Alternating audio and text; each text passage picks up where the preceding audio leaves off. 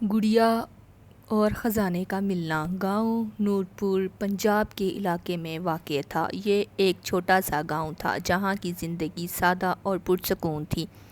گاؤں کے لوگ زیادہ تر کھیتی باڑی کرتے تھے اور آپس میں محبت اور بھائی چارے سے رہتے تھے۔ گاؤں کے وسط میں ایک پرانا پیپل کا درخت تھا جو اس گاؤں کی پہچان تھا۔ کہانی کا مرکزی کردار گڑیا ایک 10 سالہ لڑکی تھی جو اپنی ماں اور بھائی کے ساتھ رہتی تھی۔ گڑیا نہایت ذہین اور چنچل تھی اور گاؤں کے تمام بچے اس کے دوست تھے۔ اس کے والد کا انتقال ہو چکا تھا اور اس کی ماں کھیتوں میں کام کرتی تھی تاکہ اپنے بچوں کا پیٹ پال سکے۔ صبح کا وقت تھا، سورج کی پہلی کرنیں پیپل کے درخت کے پتوں پر پڑ رہی تھیں۔ گاؤں کی فضا میں ہلکی ہلکی ٹھنڈک تھی۔ گڑیا اپنے بستر سے اٹھی اور اپنے چھوٹے سے گھر کی چوکھٹ پر کھڑی ہو گئی۔ اس کی ماں نے ناشتہ بنایا اور گڑیا کو آواز دی۔ گڑیا نے جلدی سے ناشتہ کیا اور اپنے دوستوں کے ساتھ کھیلنے کے لیے باہر نکل گیا۔ گاؤں کے بچے صبح کے وقت اکٹھے ہوتے تھے اور مختلف کھیل کھیلتے تھے۔ کچھ بچے کبڈی کھیل رہے تھے، کچھ پتنگ بازی میں مصروف تھے اور کچھ لکڑی کے ڈنڈوں کے ساتھ کرکٹ کھیل رہے تھے۔ گڑیا نے بھی اپنے دوستوں کے ساتھ مل کر خوب دھوم مچائی۔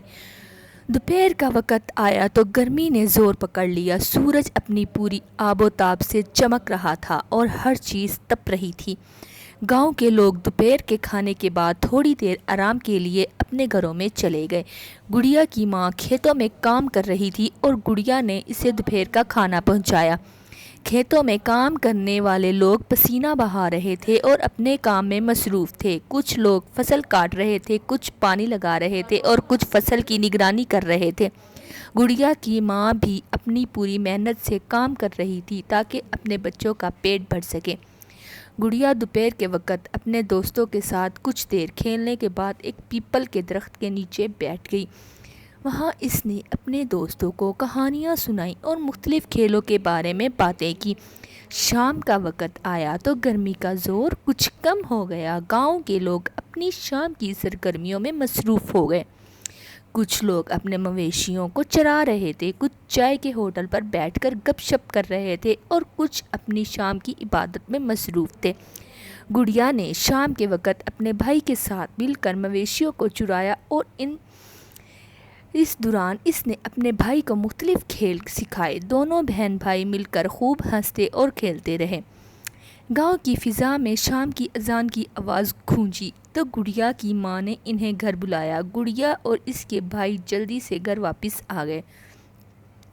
رات کا وقت آیا تو گاؤں میں خاموشی چھا گئی۔ لوگ اپنے گھروں میں چلے گئے اور اپنے دن بھر کی تھکان کو بھلانے کے لیے آرام کرنے لگے۔ گڑیا کی ماں نے رات کا کھانا تیار کیا اور سب نے مل کر کھانا کھایا۔ رات کے وقت گاؤں کی فضا میں ہلکی ہلکی ٹھنڈک تھی۔ گڑیا اپنے گھر کی چھت پر لیٹ کر ستاروں کو دیکھنے لگی۔ اسے ستارے بہت پسند تھے اور وہ اکثر ان کی گنتی کرتی تھی۔ اس کی ماں نے اسے ایک کہانی سنائی اور پھر سب نے سونے کی تیاری کی۔ رات کے وقت ایک عجیب واقعہ پیش آیا۔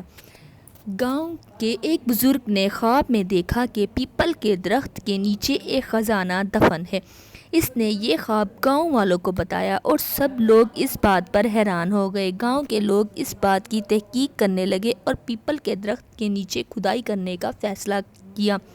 گڑیا اور اس کے دوست بھی اس موقع پر موجود تھے۔ کھدائی کے دوران ایک قدیم مٹکا ملا جس میں سونے کے سکے اور زیورات تھے۔ گاؤں والے بہت خوش ہوئے اور اس خزانے کو گاؤں میں ترقی کے لیے استعمال کرنے کا فیصلہ کیا۔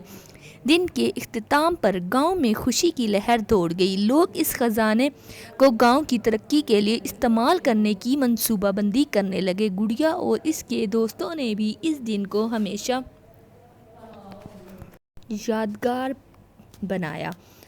گڑیا نے اس دن کے واقعات کو اپنی ڈائری میں لکھا اور اپنے خوابوں کی دنیا میں کھو گئی۔ اس نے سوچا کہ اگر ہم سب مل جل کر کام کریں گے تو کوئی بھی مشکل ہمیں روک نہیں سکتی۔